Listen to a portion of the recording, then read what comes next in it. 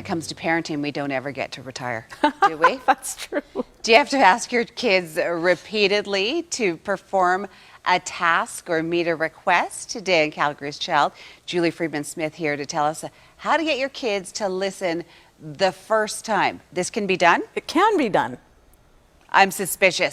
How do we get them to listen? Well, you know, at Parenting Power, we've been around 18 years, and this is the number one question we get. How do I get my kids to listen? And really what happens most of the time is we're teaching our kids not to listen because they know we're going to ask 3, 4, 5 times, and they don't really need to listen until we are in their face. Right. So the way we get them to listen the first time is to be in their face the first time, but a little more calmly, because we won't have been frustrated by the other 4 times of them ignoring us. So we like to say, aid your kids to listen. A, get their attention. Go to the child and get their attention. Don't call from the bottom of the stairs. Don't call from outside. Go to the child.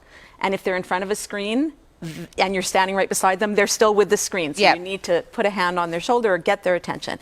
I stands for give the instruction. It's time to head upstairs for dinner. And D stands for direct them to do it. So if they are not heading upstairs, then you say, are you walking up in front of me or are we holding hands to get there? But we're encouraging them to do as we've asked right away, so that they learn that the very first time we say something is when we need them to do it. So how, if you're not having success with this, Yeah. And you're still having to, okay, and now I've asked you again, and now I've asked you again, what can we do? Well, so a lot of the times we're asking again because we haven't gone to the child. We the didn't first follow time. through? Yes. So, you know, you're changing a baby's diaper and you're calling to your older child, I need you to do this. Or you are making dinner and you're calling downstairs. Or you're at the playground and your child is over there on the slide and you say, hey, come here. And they get down from the slide and run in the opposite direction, and now you're running after them. Whereas if we go to them before we ever say it, then we have the opportunity. We're right there. We can encourage it to happen. They know that we're holding them accountable the first time. And does it get to a point where you can yell from the bottom of the stairs? Yes, it does. But if we've had 2 or 3 years, or even 2 or 3 months, because kids are little, their recent experience is their experience. Yeah. If they've been doing this for a long time and they know that you're probably going to say it 4 times before you mean it, then they're in a habit. So we need to change the habit. We need to do this on a consistent basis as much as we can. And we've got 2.5 weeks of Christmas holidays to, Yay! to practice this. Learning, listening.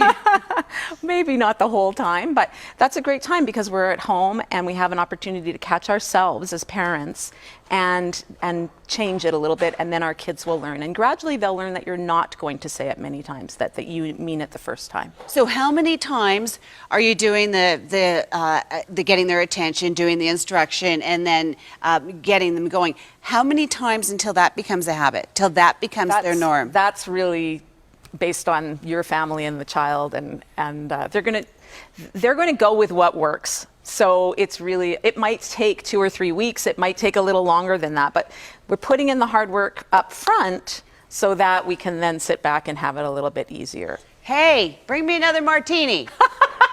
Get me some snacks from the buffet. We're not there right away. We're probably not there We're right probably away. not there right away. Yeah. So approach the child, get to their level, remove the screen, make sure you've got their attention, give the instruction, again, is your one-to-one, and you're starting calmly. Yeah. One-to-one, and then the direction, is it, and shall we hop while we go to the kitchen to do that? It can be, or looks like you need my help to get there. Yes. It doesn't all have to be fun and games. Not everything is fun and happy all the time. So we don't have to come up with a game way to do it. But, you know, are you heading on your own, or do you need my help is a great way to start. And sometimes kids will be right there because a lot of the time they're not listening to you because they want your attention. Now they have your attention, so they're happy to go with you. Okay. Save yourself the shrieking across the house. Yeah.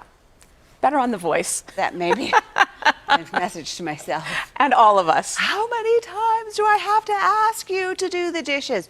Oh, I feel like she's serious now. I better get up and go do the dishes. All right.